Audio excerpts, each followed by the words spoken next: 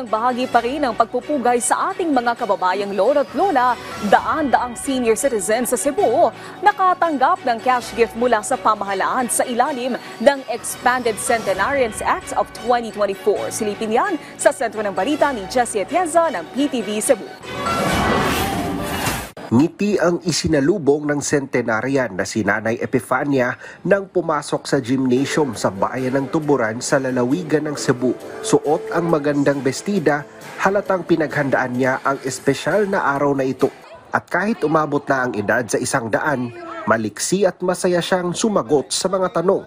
Ang sikreto niya sa mahabang buhay, walking is life. Suko akong apoy, di ko palakton. Humana ko pamahot, taon ako, lakaw na ko. Ngaton ako. Makunsa-mansag ka? Lakaw din sa kwan. Bisag asal ako, ato ko sa mga paryente. Masuko lagi na ako, mga apo lagi. May payo naman si Nanay Epifania sa mga kabataan.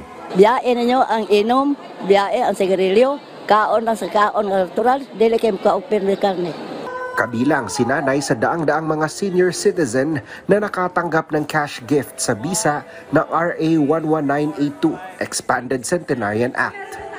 Bilang pagpupugay sa mga senior citizen at matulungan sila sa kanilang pamumuhay.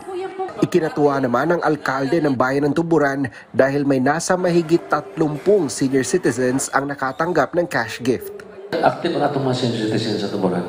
Then, musamot pag siguro nakaroon nakapokus man ta sa ato ang agrikultura, in the next 5 to 8 years, ang among plano is dapat organic taon na Tuburan. So, mas nindot pag yun kay wala na toxic ang ilang kaon. Kaya kasagaran magod ang daot magod sa tao sa kanatong ikaon, no? Labi na ka ng mga chemical, mga chemical fertilizer. Ayon sa National Commission of Senior Citizens Region 7, ipinahahabol na nila ang iba pang mga benepisyaryo na kulang pa sa requirements. Anong wala ang buhol? Because we have a deadline, sir, last February 1. So, until February 1, no, wala yung document nga gisubmit ang buhol. So, giunsay gihimo sa commission, gatuan na mo, nangita mi nga naman what happened to buhol. So, kulang ang pag-reach information to the barangay level. So, naara na fed sa OSCA. However, as of the moment, nanatay 500 kapapilis kaya nag-process sa province of Bohol. Samantala, nagbabala naman ang kinatawan ng mga senior citizens sa Kongreso sa mga establishmentong patuloy